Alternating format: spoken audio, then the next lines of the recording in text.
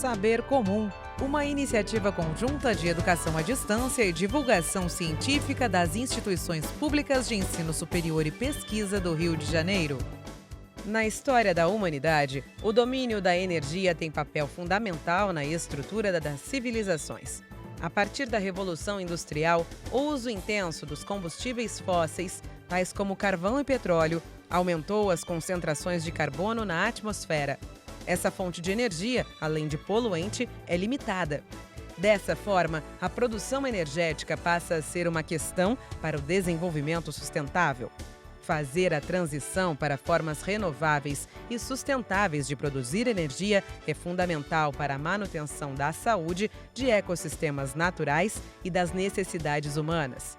Hoje, na aula 12 do nosso curso de Mudanças Climáticas, o professor Roberto Scheffer, da Universidade Federal do Rio de Janeiro, vai falar sobre a transição energética e suas implicações. Mudanças climáticas. Na aula de hoje, transição energética. Olá! Vamos conversar hoje sobre transição energética. Na verdade, a gente vai rapidamente percorrer que transições energéticas a gente teve ao longo do tempo. Vamos discutir um pouco hoje a transição energética em curso e um pouco antecipar o que talvez esteja por vir em termos de transição energética para o futuro. Para a gente conversar sobre esses assuntos, nós vamos percorrer, na verdade, 3 tópicos. Vamos tentar entender primeiramente o conceito ou os conceitos de transição energética, as transformações energéticas em curso e as passadas. Vamos descrever também os principais fatores determinantes de uma transição energética e, finalmente, vamos tentar caracterizar possíveis trajetórias futuras de transição energética. Por que falar de transição energética? Na verdade, a importância toda aí é em cima do próprio papel da energia. Quer dizer, não há como as economias funcionarem sem ter energia. Por isso que a gente até fala, vamos dizer, que a energia é um pouco o sangue da economia. Quer dizer, todas as atividades econômicas têm por trás consumo de energia. Há um problema, entretanto, que explica em parte transições energéticas do passado e que explicam a transição em curso e transições futuras, é a grande dependência do mundo hoje de fontes fósseis de energia. Carvão, gás natural, petróleo e, associado a isso, há a questão ambiental. Então, isso que é muito interessante, se a gente olhar transições energéticas do passado, elas sempre se deram na direção de você sair de uma fonte de energia com alguns problemas para uma fonte de energia, de maneira geral, melhor, mais barata e que permitia tecnologias mais eficientes no uso da energia. Isso explica por que a gente, em algum momento, foi fortemente dependente da madeira, como vamos falar, nos tornamos fortemente dependentes do carvão, nos tornamos fortemente dependentes do petróleo, do gás natural, depois uma tendência de eletrificação. Então, sempre a gente foi, vamos dizer, de uma fonte de energia de pior qualidade para uma fonte de energia de melhor qualidade. Some-se isso ao fato de que talvez uma das grandes questões energéticas de um passado recente, década de 70, década de 80, foram os choques do petróleo. A gente teve um primeiro choque do petróleo em 1973, onde basicamente você triplicou ou quadruplicou o preço do petróleo. Depois você teve um segundo choque do petróleo em 1979, 1980, onde você novamente duplicou ou triplicou o preço do petróleo. E naquele momento, então, surgiu a percepção que talvez tivesse chegado o final da era do petróleo. E aí se começou a esboçar, naquele momento, um começo de uma transição energética, saindo do petróleo e indo para outras fontes de energia. Mais à frente, descobriu-se que a quantidade de petróleo disponível no mundo era muito maior do que se imaginava, e, em certo sentido, se andou um pouquinho para trás e se voltou para o petróleo, aumentou-se a dependência de gás natural, de carvão, etc, etc. Então, se em algum momento a gente saiu, vamos dizer, de uma era do petróleo, ou tentou sair de uma era do petróleo, indo para outras fontes de energia, no sentido de entender que estava se chegando a um final da era do petróleo pela exaustão física das reservas de petróleo, mais à frente se entendeu que as reservas de petróleo eram e são muito maiores do que se pensava. Então, se hoje a gente começa a se mover na direção de uma economia menos dependente de combustíveis fósseis, muito menos dependente de petróleo, não tem mais a ver com a percepção de exaustão física de recurso natural fóssil, mas muito mais a percepção da dimensão ambiental da energia que nos obriga a passar para fonte de energia que não signifique, na sua queima, a emissão de gases de efeito estufa. Mas o importante é isso, que a energia permeia toda a economia, né? Que há uma grande chance, vamos dizer, hoje, de a gente ter que se encaminhar para aquilo que a gente chama de uma economia de baixo carbono, justamente pelo entendimento que o que dita o futuro da energia hoje não são mais fatores ligados à energia, mas sim ligados às questões ambientais associadas a esse uso da energia. Como iremos ver mais à frente, isso não se dará de uma hora para outra. Então, há um entendimento que, em 20 ou 30 anos, a matriz energética do mundo em geral e do Brasil em particular será muito diferente do que é hoje. Por que isso? Né? Há alguns autores que falam que entramos hoje na época geológica do antropoceno, significando que hoje, pela primeira vez, as ações humanas em cima do planeta são da ordem de grandeza de outras forças da natureza capazes de transformar esse planeta. E essa que é a principal motivação para essa transição energética em curso, que nos leva, então, a uma tentativa de sair de combustíveis fósseis e passar para fontes de energia mais renováveis, muito mais limpas. Mas essa grande história da energia, obviamente, não começa hoje, obviamente não começa, vamos dizer, na década de 70, com os choques do petróleo. Quer dizer, houve várias transições energéticas ao longo do tempo. Se a gente entender há 40 mil anos atrás, quando o homem começa a dominar o fogo, em certo sentido isso é uma primeira transição energética, que é o domínio do fogo. Mais à frente você começa a dominar, vamos dizer, o cavalo, o boi para tração animal, para ajuda na agricultura. Isso é uma outra transição energética, na medida que você começa a fazer uso não apenas do fogo, mas também de energias vindas dos animais para lhe auxiliar a fazer uma série de coisas. E claro que isso, vamos dizer, há uma longa história aí, né? Na verdade, o próprio domínio da agricultura é uma grande transformação energética, que a hora que o homem começa a dominar a agricultura, ele tem o controle sobre a sua própria comida, e, em certo sentido, tem o controle sobre a sua própria energia. Isso causa, vamos dizer, uma verdadeira revolução, no sentido que agora você pode controlar sua comida, você pode controlar sua energia e lhe permite sobrar tempo para outras atividades que explicam, em certo sentido, o próprio desenvolvimento da civilização humana. Mas se a gente quiser chegar mais perto do tempo de hoje, em certo sentido, a Revolução Industrial é uma outra grande transição energética. Quando você começa a fazer uso da energia, seja da madeira no primeiro momento, seja do carvão no segundo momento, para mover máquinas térmicas, para realizar trabalho, para ter as primeiras indústrias, isso é uma transição energética que você começa a viver. E mais à frente também, chegando perto do século XX, né, com o começo da era do petróleo, o petróleo começa a ser explorado comercialmente em 1879, nos Estados Unidos, e isso causa uma grande revolução na civilização, na medida em que o petróleo começa a ditar para onde a economia vai, a questão da mobilidade, o carro, o caminhão. Então, é uma indústria que começa a nascer em cima do petróleo no começo do século XX.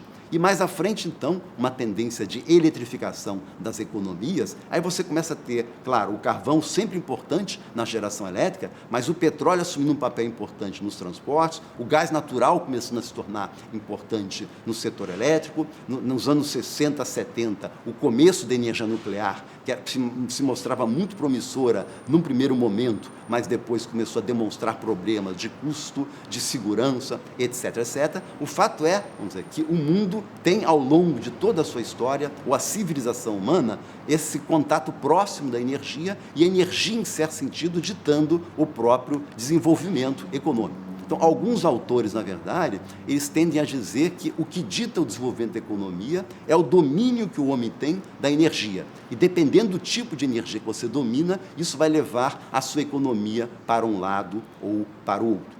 E aí isso é muito interessante que, em certo sentido, hoje, com a questão da internet, com a questão da digitalização, isso explica, em parte, por que isso é possível. Isso é possível justamente pelo fato do grande domínio, da grande disseminação da energia elétrica, que é ela que permite que várias coisas que a gente está vivendo hoje comecem a se tornar ainda mais fortes. Vamos falar um pouquinho mais à frente a questão do carro elétrico, por exemplo, a questão do carro sem motorista ou do carro autônomo. É uma série de questões, uma série de tecnologias que, de fato, são possíveis com esse domínio da energia, com esse domínio da energia elétrica. Se a gente for olhar a história humana, a gente vai notar que, de maneira geral, todas as economias passam claramente por 3 fases, fases essas muito relacionadas ao uso que elas fazem da energia. Então, claramente, você tem, vamos dizer, economias muito mais de base agrária, que tem um tipo de domínio da energia e que fazem um certo tipo de uso dessa energia. A partir dessa primeira fase, é normal as economias passarem para uma segunda fase, que é uma fase mais de industrialização, uma fase que você começa a depender de outros tipos de energéticos, e é uma fase onde a dependência da energia cresce muito, porque são economias baseadas em bens energointensivos. É uma economia baseada na produção de cimento, de aço, de alumínio, então, claramente, uma economia muito industrial e, como tal, muito dependente da energia. E à medida que essas economias se desenvolvem, nem todas, mas boa parte delas, elas passam por uma terceira fase, que é uma economia mais de serviços. Então, é uma economia muito mais dependente, não de fazer bens, mas de fazer serviços. Então, é uma economia, vamos dizer, que envolve desde a medicina, é uma economia que envolve educação, é uma economia que envolve entretenimento. Então, nesse caso, claramente são economias menos energointensivas, no sentido que cada dólar de PIB ou cada dólar da sua economia embute menos energia, seja porque são atividades não tão energointensivas, seja porque são atividades econômicas que geram muito mais riqueza. O que não quer dizer que as fases anteriores não continuem a persistir, mas normalmente essas fases anteriores persistem em outras economias, o que explica que as economias mais desenvolvidas são fortemente dependentes da importação de bens agrícolas, de bens industriais, de economias menos desenvolvidas, porque essas mais desenvolvidas preferiram se concentrar num nicho de mercado que agrega mais valor à economia, que gera empregos de melhor qualidade e que são economias menos dependentes de energia, e naquilo que elas dependem de energia, a energia elétrica, de fato, é que tem, vamos dizer, um papel fundamental. Então, mas é importante a gente entender, quer dizer, justamente esse casamento entre a energia e o desenvolvimento econômico e claramente entender essa fase que cada economia passa ao longo do tempo, no sentido de tentar, talvez, percorrer essas 3 fases que a gente está falando. Mas realmente emblemático, quando a gente fala na era da energia, ou quando a gente fala em energia, de fato são os últimos 50 anos. Então, de fato, o que é emblemático na era da energia é o que acontece a partir dos anos 70. E, novamente, já falamos isso, mas realmente é emblemático a questão dos choques do petróleo dos anos 70, que é quando, pela primeira vez no século XX, a questão da energia surgiu enquanto uma possível restrição ao desenvolvimento econômico. Se até os anos 70 havia a percepção que havia energia abundante e barata e que isso persistiria para sempre, isso levava a um tipo de modelo de desenvolvimento onde você não prestava atenção na energia por ela ser farta e ser barata. Uma série de questões geopolíticas dos anos 70, conflitos no Oriente Médio, etc., e grande dependência de petróleo vindo do Oriente Médio, quando você tem esses choques do petróleo de 73 e 79, a economia ocidental subitamente acorda no sentido que temos um problema. Quer dizer, a energia parecia ser abundante, mas talvez não seja tanto, ou é abundante, mas presente em alguns poucos países do mundo, o que cria uma geopolítica complicada para outros países dependentes daqueles poucos ricos em recursos como petróleo e gás natural, e começa a surgir também nos anos 70 a primeira percepção da questão ambiental associada à energia, justamente por ser uma energia ou energias fortemente dependentes de fontes fósseis, levando a problemas ambientais bastante complicados. Então, a gente tem o primeiro choque petróleo em 73, o segundo em 79, depois há o chamado contra-choque do petróleo, em 1985, onde a economia mundial ficou de tal maneira asfixiada pela grande elevação do preço do petróleo, que as economias minguaram e, subitamente, a demanda por petróleo se tornou muito menor do que era anteriormente. Isso derruba os preços do petróleo. É interessante quando a gente faz um paralelo dessa época com o Brasil, por exemplo, nos anos 70, mais do que 80% do petróleo consumido no Brasil era importado. Então, se você tem, nesse momento, 73, 74, o preço do petróleo triplicando ou quadruplicando, 79 e 80, o preço do petróleo triplicando ou quadruplicando, isso foi um choque para a economia brasileira, em certo sentido, mas não apenas, explica em parte o chamado final do milagre econômico brasileiro. O Brasil sentiu muito o impacto do preço do petróleo, a dívida externa brasileira cresceu muito por essa nossa grande dependência de petróleo e uma série de movimentos no sentido de, vamos dizer, de produzir energia no país começam a surgir nos anos 70.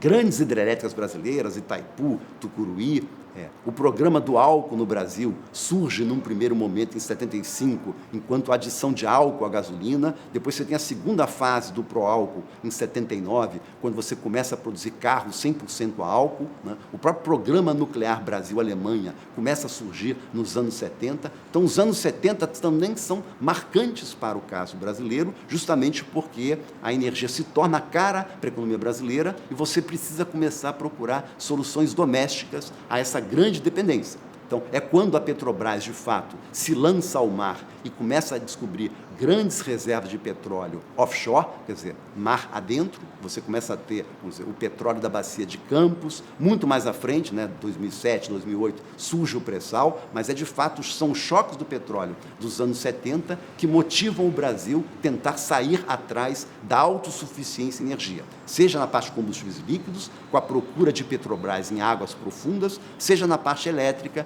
com o desenvolvimento de grandes hidrelétricas e uma tentativa de começo de programa nuclear brasileiro que nunca foi bem sucedido.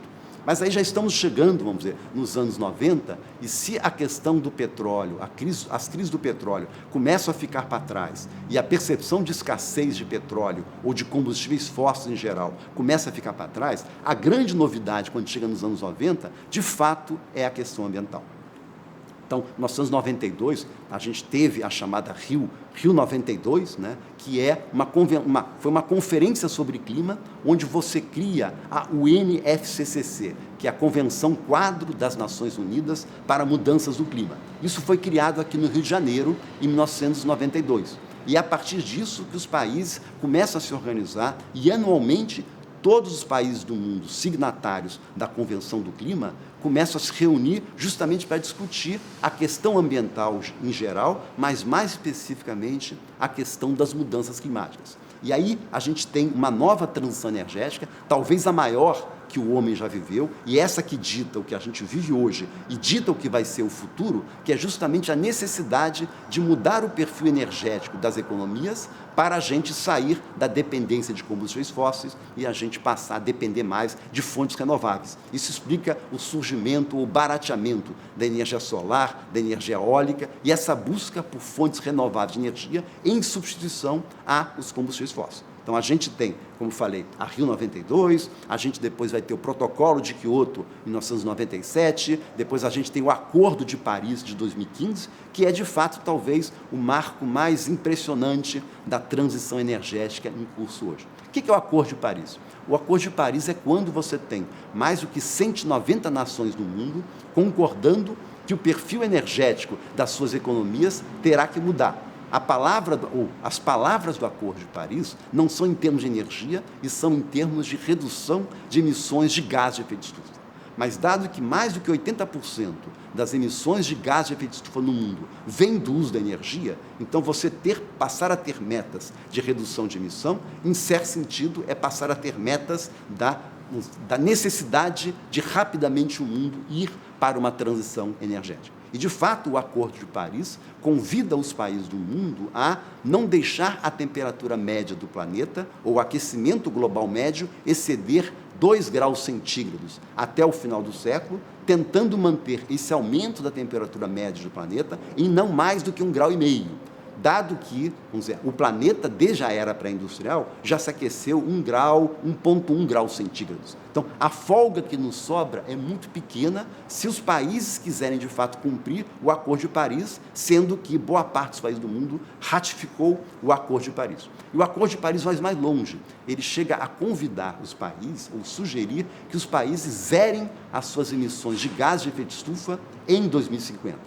O que significa, então, que, basicamente, a dependência do mundo de combustíveis fósseis terá que cair praticamente a zero em 2050. E essa que é justamente a grande transição energética que está em curso hoje. Então, de fato, se a gente for olhar a evolução no tempo, a gente vê claramente que a gente parte de um mundo, né, que na era pré-industrial era fortemente dependente de fontes renováveis de energia, a madeira era a principal fonte de energia, e rapidamente, com a Revolução Industrial, o carvão, o petróleo, o gás natural, e chegando hoje, com grosso modo, 80% da energia consumida no mundo hoje tem fonte fóssil. Mas, como falamos, por causa do Acordo de Paris e de outras preocupações ambientais, há um entendimento que rapidamente a gente tem que fazer a nossa matriz energética, o Brasil incluído, sair de fontes fósseis e ir para renováveis, o que, em certo sentido, é voltar para um perfil de matriz parecido com o que a gente tinha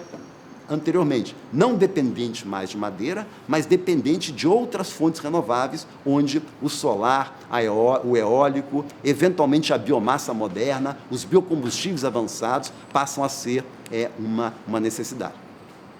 Se hoje a gente tem, basicamente, 20% de toda a energia consumida no mundo hoje é energia elétrica, há o entendimento que será a eletrificação do setor de energia que resolverá o problema ambiental do mundo. Mas claro que só é suficiente você eletrificar o sistema, vamos dizer, as economias do mundo, se forem fontes de energia elétrica com baixa emissão ou emissão zero de gás de efeito estufa. Daí esse grande boom que a gente está vivendo hoje, com a energia eólica, com a energia solar. Alguns acreditam que, eventualmente, a energia nuclear voltará a ser importante, mas o fato é, quer dizer, há uma tendência clara de o mundo ser elétrico em tudo que ele pode ser elétrico, ou seja, não é por acaso que o carro tende a virar um carro elétrico, não é por acaso que o caminhão tende a ficar elétrico, que o ônibus tende a ficar elétrico, e provavelmente só não será elétrico, no caso do setor transporte, por exemplo, aquelas atividades difíceis hoje ainda de eletrificar, basicamente aviação, basicamente navegação. Tá? E aí, nesse caso, o biocombustível terá um papel muito importante. Mas se a gente está, em certo sentido, tendo uma visão positiva de mundo em relação a essa transição energética, é importante lembrar que essa transição energética não está acontecendo em todos os lugares da mesma maneira. Estima-se que hoje você ainda tenha quase que 3 bilhões de pessoas que dependem basicamente de biomassa tradicional, de lenha, de esterco animal, de resíduos agrícolas para cozinhar, para fazer tudo o que tem. E há uma estimativa também que você tem hoje mais que 1 bilhão de pessoas que sequer ainda têm acesso à energia elétrica.